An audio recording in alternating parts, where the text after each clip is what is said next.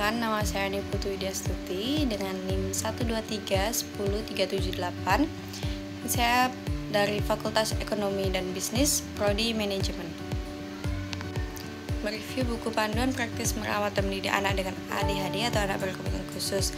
Di atas buku yang pertama adalah judul buku, yaitu panduan praktis merawat dan mendidik anak dengan ADHD. Nama penulisnya Sutrisno STTPD. Nama penerbit Mitra Buku, jumlah halaman 146 dengan harga 35.000. Pretensi atau bagian awal dari teks ulasan yang berisi pengenalan berupa latar belakang ataupun gambaran umum karya yang diulas. Buku ini ditulis oleh Sutrisno. Beliau adalah alumnus sastra Inggris IKIP Semarang dan kini bekerja sebagai pengajar pada SMP 29 Semarang. Selain mengajar, penulis juga aktif menerjemahkan juga menulis buku. Yang kedua, tafsiran isi, yaitu bab pertama membahas tentang ADHD sendiri seperti gejalanya, didiagnosis ADHD atau penyebab, faktor risiko pengobatannya, lalu ada pelatihan bagi orang tua yang memiliki anak ADHD dan ada fakta dan mitos mengenai seputaran ADHD.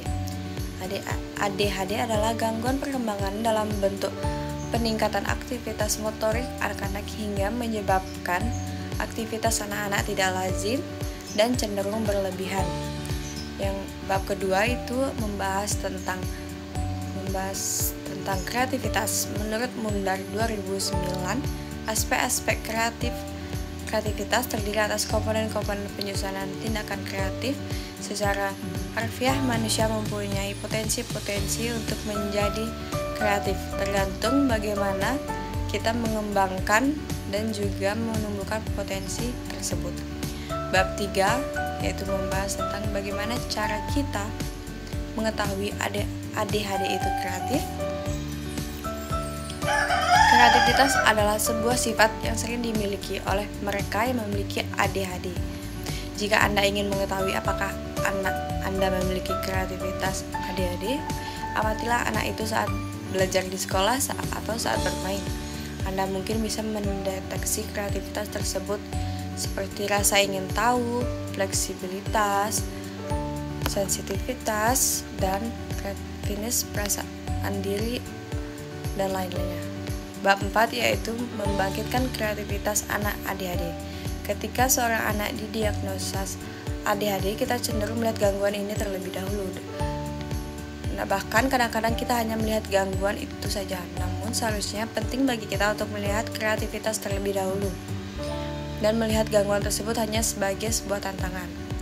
Bab 5 itulah tokoh-tokoh dengan ADHD yang terkenal. Jika Anda memiliki ADHD, Anda tidak sendirian. Anda bersama orang-orang terkenal yang didiagnosa ADHD seperti Albert Einstein, Galileo, Thomas Edison, Alexander Graham Bell, dan Mozart.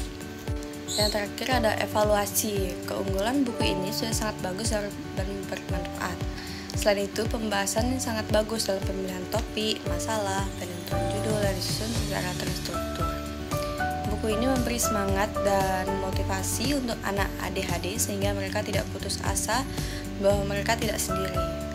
Dan kekurangan pada buku ini yaitu terletak pada penulisannya terlalu monoton dan ada beberapa penulisan yang tidak rapi sehingga banyak yang jenuh saat kita membacanya. Sekian dari review buku saya. Apabila ada salah kata,